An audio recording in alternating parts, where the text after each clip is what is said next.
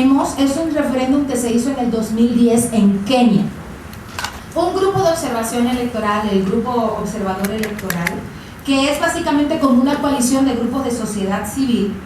Ellos hicieron ese trabajo de, digamos, había todo un proceso de un referéndum que se hizo en 2010 y que había iniciado a partir de grandes incidentes de violencia que se generaron en el proceso electoral de 2007, y era un referéndum enfocado con el tema de reformas constitucionales para fortalecer el sistema político. Este grupo logró desplegar más de 10.702 observadores y observadoras electorales en todo el territorio, y lo interesante es que ellos lograron observar todo el proceso de referéndum desde el inicio. Adicionalmente, este grupo no solo hizo un trabajo de observación cualitativa, sino que también hicieron PBT, que es el conteo rápido. También hicieron conteo rápido. Entonces, el proceso de ellos fue desde cómo se convocó, qué decisiones se fueron tomando. Ellos me parece que sacaron 1 o 2 reportes, digamos, previos antes del día de la votación, pero también consideraron el tema de reportes con los resultados electorales. Una de las cosas interesantes de la experiencia de Kenia es que al ellos haber observado todo el proceso, pudieron ir identificando toda una serie de áreas de mejora, y lo que ayudó incluso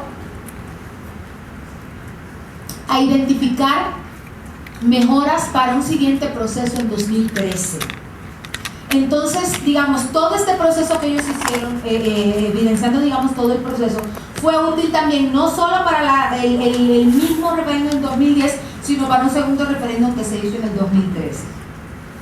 Otra de las experiencias es de un país del ex bloque soviético, ya ven que son todos terminados en el Stan, de Kirguistán. Y aquí hay un caso muy interesante, porque hubieron 2 referéndums, bueno, no absolutamente, pero con grandes diferencias.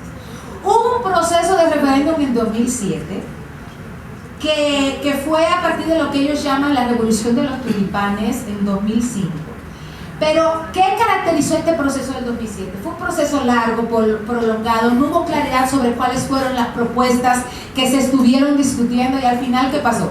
El presidente agarró el proceso, elaboró su propia propuesta y la presentó para referéndum, dándole, me parece que fueron como 2 meses, diciendo, esta es la propuesta de Tabac. Y era una propuesta que fundamentalmente lo que hacía era darle más poder y mayor facultades. Fue una propuesta orientada a consolidar su poder como presidente, ¿no?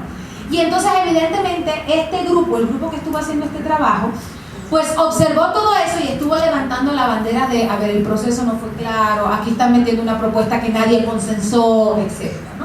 Y evidentemente eso generó mucho malestar, se generó siguiente grupo de demandas y permitió convocar a un segundo referéndum en 2010, que fue un proceso más incluyente porque primero fue convocado por una presidencia interina. Digamos, quien estaba y quien había buscado consolidar el poder ya no estaba. Pero aquí la coalición que desarrolló el monitoreo pues también lo hizo como de todo el proceso, y aunque hubo un proceso de debate muy corto, sí hubo oportunidad a que la gente se informara. Incluso, una de las cosas interesantes en términos de impacto es que en el sur del país se empezaron a dar como situaciones de violencia y de conflictividad. Y el trabajo que había hecho este grupo permitió, porque ellos salieron a decir, no, miren, el proceso fue así. El trabajo de observación permitió que la gente se informara mejor acerca de cómo había el proceso, y ayudó a ganar legitimidad y credibilidad para el proceso, y a bajar este tema de los conflictos y las manifestaciones de violencia. Y el último que quiero mencionar es Venezuela, que fue un proceso, digamos, si ustedes han estado siguiendo los medios, algo de información les habrá llegado. Fue un proceso que no está culminado, y yo creo que una de las lecciones de la experiencia de Venezuela es el tema del impacto que tiene en el cambio de reglas en este tipo de procesos, y la vigilancia que tendrían que hacer organizaciones para este tipo de procesos. En marzo de 2016 la ciudadanía se empieza a organizar para hacer un referéndum de revocación de mandato para Maduro, con una serie de pasos que están descritos en la Constitución venezolana y que habían sido los pasos seguidos en otros referéndums, en otros que se habían aplicado en otros años, ¿no? ¿Cuál era la lógica? Si el referéndum se convocaba antes del 10 de enero del 2017, tocaba hacer nuevas elecciones. Si el referéndum se convocaba después de esta fecha, lo que había es un paso de esta fecha y bueno, si se aprobaba la revocación de mandato, salía Maduro y entraba el vicepresidente, ¿no? Pero ¿qué fue lo que pasó aquí? Las organizaciones logran primero recolectar firmas, porque era un paso de, primero hay que considerar si se considera el referéndum, la revocación de mandato, y para eso lo que se establece era que va a recopilar un 1% de las firmas. Las ciudadanas y ciudadanos que estaban involucrados en eso llegaron a recopilar incluso el doble de las firmas que eran como requeridas como el límite para eso. Se presenta este 1%, lo recibe el Consejo Nacional Electoral, digamos, se validan de estas firmas, me parece que se validaron unas 400.000 firmas, el CNE validó cerca de 400.000 firmas, y entonces, bueno, no había claridad sobre cuándo se iba a convocar, porque la lógica de este tipo de mecanismo es que se convoca con el tiempo suficiente para que la gente se informe, para que las partes puedan decir, por esto sí, o por esto no, o por esta posición, o por este estado. Entonces, convocan al referéndum entre del 26 al 28 de octubre. Ellos avisaron 5 semanas antes de esta fecha, ¿sí? 5 semanas antes se avisa. Y lo que se había hecho en procesos previos es que se requería un 20% de firmas de electores para que con ese 20%, si se llegaba a ese 20%, se decidía convocar a referéndum revocatorio. Es decir, esta no era la votación en sí, era solo para que se decidiera convocar a referéndum revocatorio. ¿Qué sucede? Ese ha sido el estándar que se siguió en procesos anteriores. De repente, el Consejo Nacional Electoral dice no, pero no son 20% a nivel nacional, sino 20% para cada uno de los estados. Y entonces la ciudadanía dice, es que ese nunca ha sido el estándar. Hubo un cambio de reglas ahí y la gente dice, pues entonces, ¿qué?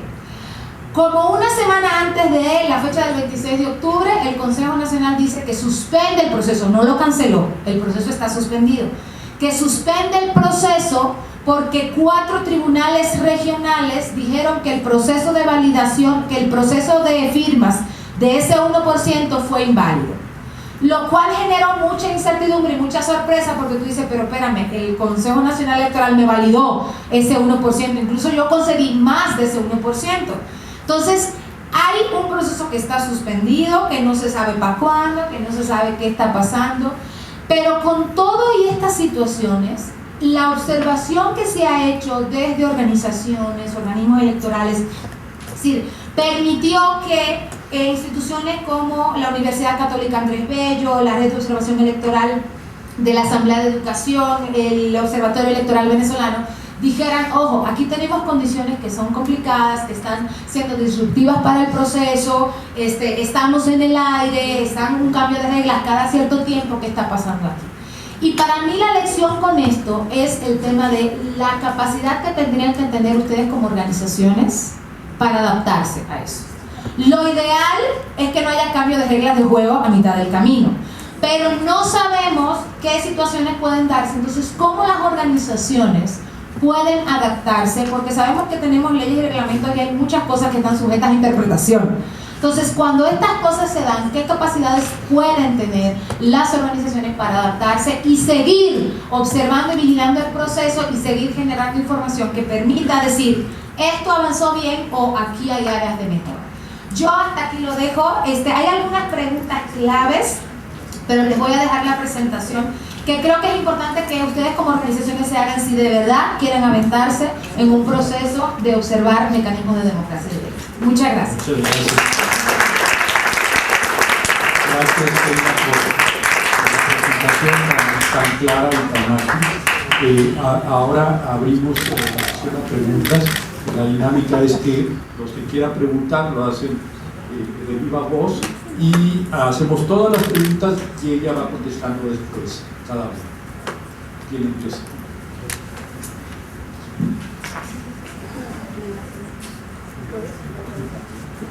Hola Keila, nuevamente gusto en saludarte de Ecociudadanía Antonio Cartagena. Muy interesante, muy rica la exposición. Fíjate que a mí me dio la oportunidad de entender por primera vez que hay 2 oportunidades de hacer la observación. Una para la observación cotidiana doméstica y la otra ya para los mecanismos de participación directa, que es a los que yo en este momento nuestra organización ya se integró. Y bueno, pues con muchísima pena nos dimos cuenta de que hay redes verdaderamente que no permiten que se lleve a cabo todo ello. Y tuvimos experiencias muy lamentables. Por la falta de número de personas calificadas en este tipo de observación, no pudimos lograr convalidar las omisiones que se habían hecho a una de las consultas, que pudimos hacer que se fuera, se llevara a cabo una denuncia, y ante la denuncia en tribunales ganamos, pero después ganamos porque el INE, que es la instancia justa, no hizo el proceso que se tenía que haber llevado para la consulta sobre pueblos que se quería que fueran pueblos de origen o colonias, y nosotros somos 3 grandísimas colonias con un pequeñísimo pueblo de origen así, que es totalmente un grupo que se ha caracterizado desde Echeverría por ser priista y que en este momento tiene otra vez el poder. Entonces nos quedamos con el hecho de que no pudimos hacer nada, porque detrás de todo esto pues está la venta de la tierra, la plusvalía de la tierra y los negocios de las delegaciones. Entonces es toda una red tremenda, pues con la novedad de que tuvimos observadores electorales, pero ¿de qué te imaginas? Que no eran de nosotros, de la gente, de la sociedad civil, sino que ya ahora eran de los partidos políticos. Entonces, ante esto, esta experiencia tan tremenda aquí en el Distrito Federal, pues te apena, ¿no? Y luego la manera como hizo el opio, la difusión en una esquina en donde pasan todos los coches con una pequeña magnetofono, pero y nosotros que estamos al pendiente, que sabemos de todo esto, con las manos cruzadas, y luego con unas mantas inmensas que dijimos al INE, al IEDR, pero mira, ahí están las mantas donde están el grupo de personas que son los que quieren que se quede lo de siempre, ¿no? Bueno, fue una experiencia riquísima, lamentable y penosa. Entonces, ¿qué hacer ante esto? Mi opinión, pues que nos motives mucho a que tomemos estos cursos y que se queden cursos en este México, en este país, para las consultas, cómo hacer que esto se enriquezca, en tu opinión, para que no vuelva a ocurrir a través de instancias como tu organización. Gracias.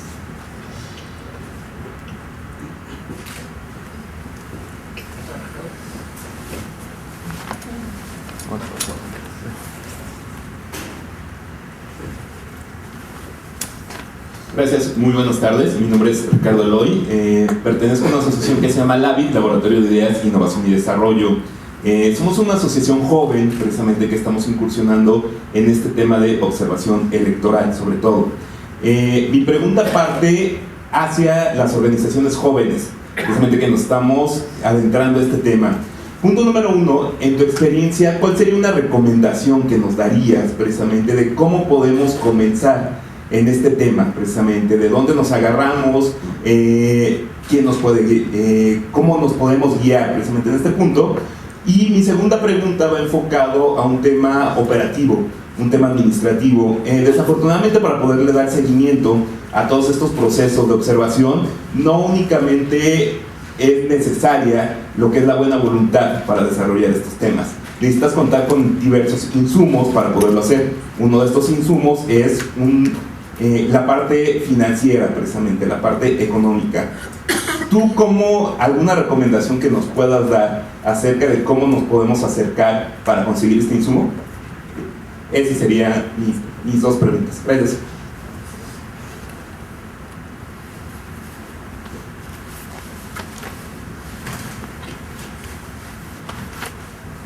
Sí, buenas tardes. Julián Suárez, de Los Dos Méxicos AC. Más que pregunta, es un poco un apunte. El fin de semana estuvimos en Zacatecas observando lo que es la elección extraordinaria.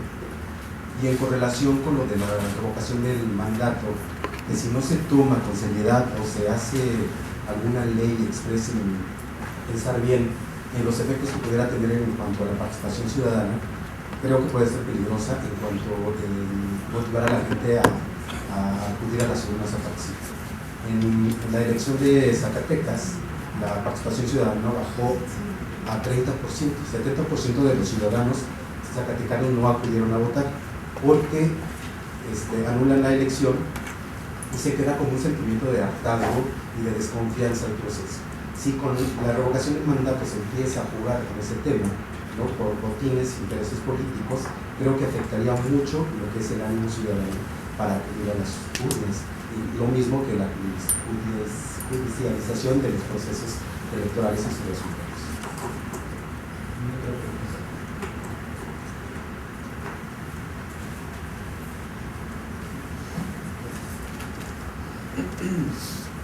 Buenas tardes, Keila.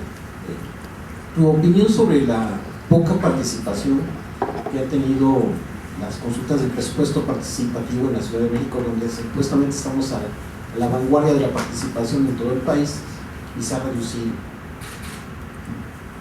Gracias. Una otra, allá hay otra, y creo que va a ser la última para...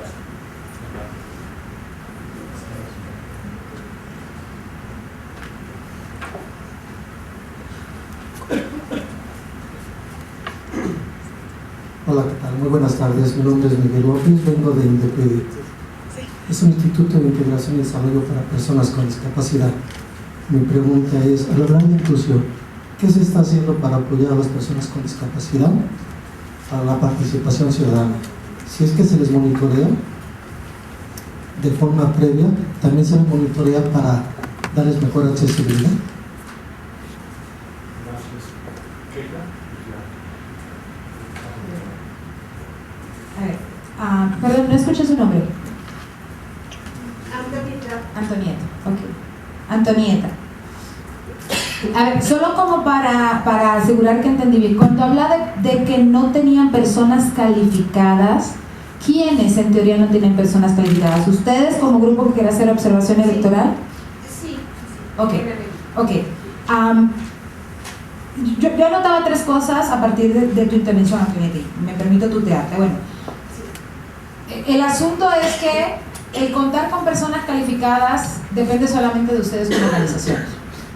Si ustedes dicen voy a hacer tal tipo de observación con tales características, y sé que voy a necesitar 200 personas para hacer observación y para buscar información y para sistematizar información y demás, quienes tienen que hacer ese trabajo de capacitación e información son ustedes. Tendrían que reclutar a las personas que tengan como las habilidades y destrezas, o dependiendo de las tareas específicas que se les quiera asignar, a hacer un trabajo de capacitación. Y por eso yo digo que otra vez representa un reto este tipo de observación, porque deja tú conseguir la gente que se motiven a hacer el trabajo de observación. La preparación que tienes que hacer con esas personas para que hagan un buen trabajo no es algo menor, ¿no? Tú hablas, nos enfrentamos a una red, digamos, como opositora, a una red de corrupción o elementos, lo que yo entendía cuando decías de es que ponen un letrerito así chiquito frente a Rusia, que tiene que ver con poca difusión o información. A ver, es que siempre vas a tener varias alternativas. Si tú te das cuenta que existen estas cosas, en lo que tendría que entrar es un proceso de incidencia. Y es en un proceso donde tú documentas, otra vez, no se vale, me soñé con el cangrejo y me parece que las cosas son así, no. Donde se documenta qué está ocurriendo y donde puedes, uno, ir con la autoridad y decirle, a ver, estoy encontrando y esto, y esto, y esto, y esto, y esto no me lo inventé, lo documentamos así. Donde puedes ir a través de una buena estrategia de comunicación y difundir lo que estás identificando que no está bien. Entonces, digamos, también se puede hacer un trabajo de, si haces observación desde el día 1, tú te puedes plantear ir haciendo reportes sobre lo que estás viendo a lo largo del proceso. ¿Cuántos? Eso lo determina cada organización, dependiendo de los recursos, disponibilidad, vamos ahí, cada quien decide. Pero si tú dices, empecé a ver día 1 y voy viendo que en el día 15 ya estoy viendo irregularidades, anormalidades, cosas que no van conforme al establecido en la ley, pues para eso somos ciudadanas y ciudadanos con libertad para expresarnos y para denunciar y para decir esto no está bien. Puedes ir directamente a la autoridad para que tome cartas en el asunto, puedes ir a medios de comunicación, tradicionales y no tradicionales, digamos, también para evidenciar las cosas, porque acordémonos que lo que no se nombra no existe y por lo tanto no lo considero. Entonces, cuando vemos este tipo de cosas, parte de la facultad que tenemos como ciudadanas y ciudadanos es denunciar. Digamos, y los grupos de observación, tampoco en la lógica del golpeteo y no, pero con información a la mano, decir, esto no está funcionando como debería hacerse, en el espíritu de como lo establece el reglamento del mecanismo, entonces, ¿qué vas a hacer tu autoridad? Y por eso la parte de la transparencia y la rendición de cuentas que hay que promover desde organizaciones hacia este tipo de mecanismos, ¿no? Una pregunta. Aquí, por ejemplo, el IEDF era la instancia doctora que no hizo su trabajo, que se le denunció que a 11 magistrados del tribunal dijeron que tenían que volver a hacerse toda la investigación y toda la encuesta para ver si lo que decían era verdad o no. Pero todas estas irregularidades que toman tanto tiempo, es tremendo, es terrible, pero además te sientes totalmente un EDF que no tiene recursos siquiera para hacer las promociones, porque tampoco saben hacer. A ver, otra vez, eso es incidencia, eso es decir, si el IEDF no tiene suficiente recursos y necesita mayor recurso para hacer trabajo de difusión, ¿qué tipo de proceso de incidencia puede desarrollarse? ¿Quién le da la lana al IEDF?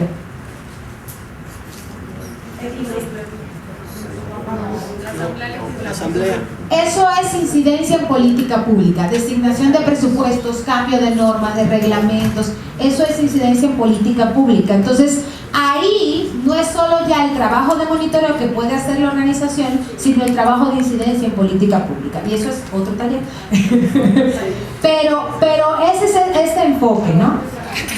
Sobre lo que planteabas, Ricardo, ¿cómo guiarse? Como NDI, nosotros sabemos que no hay que inventar el hilo negro ni el agua tibia. Y por eso tienes espacios como la red global que yo mencioné, donde lo que se hace es compartir información de gente que ya tiene algunos añitos haciendo este tipo de observación electoral que puede dar información. ¿Sí? ¿Cómo guiarte? Si quieres, ahorita cuando salgamos te puedo dar 3-4 páginas de internet del NDI donde hay manuales y guías para hacer observación electoral doméstica. Puedes también buscar con páginas de organizaciones que ya han hecho este trabajo. Yo te pongo un ejemplo, Participación Ciudadana, donde yo estuve casi 6 años, tiene su página de internet y ellos tienen los manuales que han usado en procesos. Hay un proceso muy lindo en el que estuve trabajando que fue un pacto de ética electoral, precisamente por este tema de la confrontación y la violencia electoral que estábamos viendo, y tú puedes encontrar lo del pacto y qué se hizo y el formulario, todo ahí. Entonces hay muchas experiencias que están documentadas y que no te cuesta más allá de 2 o 3 clics acceder a ella y aprender de esas experiencias. Entonces yo diría es revisar lo que han hecho otras y otros y ver el tipo de observación que quieres hacer y en qué te quieres enfocar, porque yo muy respetuosa, pero no pueden hacerlo todo. Si tú quieres checar participación de jóvenes es una cosa, si quieres monitorear financiamiento de campañas es otra cosa, si quieres checar o monitorear acceso a medios es otra cosa. Entonces hay diferentes momentos previos, diferente el día y post. Nosotros siempre pensamos al principio los procesos eran el día de la elección, ya no. Tienes que pensar en procesos previos porque ahí es donde terminas identificando las condiciones inequitativas de competencia y también de forma postelectoral. Entonces hay experiencias que puedes considerar. ¿De dónde sacar la lana? Cuando tú consigas la respuesta tú me dices a mí porque yo también. No, mira, te voy a ser absolutamente honesta. En términos generales, creo que hay cada vez menos presupuesto para apoyar este tipo de esfuerzos. y más en países como México, porque desde incluso cooperación internacional dicen, no, pues México ya tiene un sistema político electoral tan muy bien, ¿no? Y tienes a un INE que trabaja muy bien, y entonces hay esta visión. No es lo mismo en países, por ejemplo, que son post-conflicto, que están saliendo de sistemas autoritarios, dictatoriales y demás, donde no tienen nada, y entonces están construyendo. Entonces, te voy a ser honesta, hay mucha lana que está más para África, para Eurasia, para este tipo de países. Yo lo que sí pongo en la mesa es una cosa. Más allá de dónde consigo la lana para un proyecto electoral, el reto que tienen las organizaciones y que no siempre piensan en ello es donde yo construyo sostenibilidad financiera.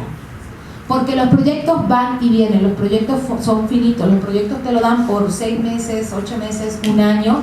Cuando bien te va y te encuentras un donante así chido que te apoya bien y que cree mucho en ti, te da un proyecto de 2 años no más. Entonces, la pregunta que yo hago es, ¿qué tipo de planes o proyectos de sostenibilidad financiera tienen sus organizaciones? Porque no puedes depender de un solo proyecto y no puedes depender de un solo donante. Hay fondos que se pueden explorar. El programa de Naciones Unidas tiene un fondo de la democracia que justo la convocatoria termina el 31 de diciembre. Entonces, si quieren luego les paso el link. Y que tienen, yo no recuerdo que manejen elecciones, entonces tendría que ver si le das otro giro a un proyecto. Pero están esos fondos, yo tengo entendido que el INE saca fondos, PNUD o INE a través de PNUD antes sacaba fondos para observación electoral, no sé cómo está eso. Pero toca, mira, sentarse a buscar todos los posibles donantes que trabajen temas de democracia y que no son cada vez menos quienes están financiando proyectos enfocados en democracia y donde cae el tema de elecciones. Con Julián sobre el tema de la poca participación, no, sobre lo que hablaba de participación, mira, eso es algo con lo que estamos luchando en este sistema porque hay una falta de credibilidad enorme en las agrupaciones políticas, en las instituciones y en el sistema. Entonces, pero yo soy de las que creo, perdón, soy utópica, sí lo sé, que son ustedes como organizaciones que tienen que educar a la gente y decirle sí es importante. Porque ahora nos vale cacahuate, pero en el momento que no tuviéramos oportunidad de decidir o de echar el voto, quienes no tuvieron en algún momento, quienes decían no, sí, yo creo que tú aprecias más las cosas cuando las pierdes. Entonces hay que educar, hacer este trabajo a la gente, si no es el mejor sistema. No es la panacea, no es la panacea, no es un sistema perfecto, pero la democracia, un sistema democrático es el mejor sistema que podemos tener. Por lo menos yo creo eso. No escuché tu nombre sobre la poca participación. ¿Cómo? Israel, sobre la poca participación en el tema de presupuesto participativo. Pues yo la pregunta que me haría es ¿por qué? No se está informando adecuadamente, no se está difundiendo adecuadamente de forma previa, no hay claridad sobre cómo participar en el proceso, no hay claridad sobre los resultados del proceso, no hay claridad sobre qué ocurre después del proceso, hay algún tipo de trabajo de contraloría social una vez que se asignan y se... Entonces yo la pregunta que me hago es ¿por qué? Decir que hay poca participación no te dice necesariamente cuáles son las causas de esa poca participación. No sé incluso si sería necesario algún tipo de encuesta, estudio para preguntarle a la gente ¿por qué te vale un cacahuate el presupuesto participativo? A lo mejor la gente dice, ¿sabes qué? Es que de todo el presupuesto, esto es lo que me ponen a decidir, entonces esto vale nada. No lo sé. Entonces creo que habría que primero hacer un trabajo de documentación para tratar de indagar el por qué la gente no está aprovechando este mecanismo.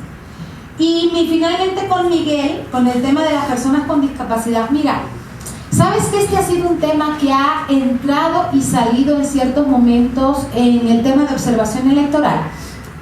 Digamos, tienes instituciones, el IEDF es una, que tiene ya como cosas, digamos, procedimientos muy armados para garantizar la participación de las personas con discapacidad. Pero, por ejemplo, desde sociedad civil son temas que yo he visto que entran y salen como de la agenda pública. Y que no es un tema, digamos, menor. Yo la última vez que trabajé con el tema de discapacidad y precisamente con el tema de derechos políticos y civiles de las personas con discapacidad, se calculaba que más o menos un 10% de la población tenía algún tipo de discapacidad. Entonces, yo creo que es un tema que a veces entra y sale. Hay grupos de observación electoral, me parece que hay uno, con riesgo de equivocarme, El Salvador o Honduras. en uno de esos países se hizo un trabajo de participación de las personas con discapacidad el día de la elección. Entonces, hay algunas experiencias documentadas, pero yo creo que es un tema que no está tan presente en la agenda pública, y el reto que yo haría es cómo lo ponemos en la agenda pública. Primero, desde el enfoque de derechos, es decir, no importa qué discapacidad tengan, tienen sus derechos civiles y hay que buscar la manera de garantizar que pueden acceder y que pueden ejercerlo, ¿no? Entonces, habría que pensar en qué más se puede hacer desde la autoridad, pero también qué tipo de trabajo puede hacerse desde la ciudadanía para promover, deja tú la autoridad electoral, los partidos. ¿Qué partido político enfatiza, evidencia o tiene propuestas concretas para las personas con discapacidad?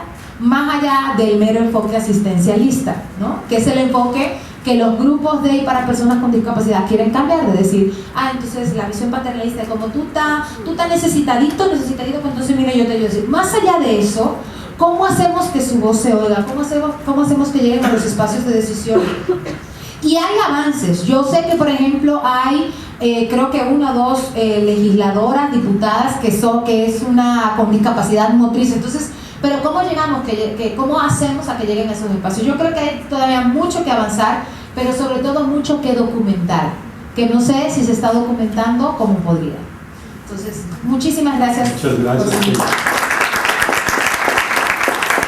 gracias a la licenciada Pina González y al licenciado Orsúa por su valiosa intervención.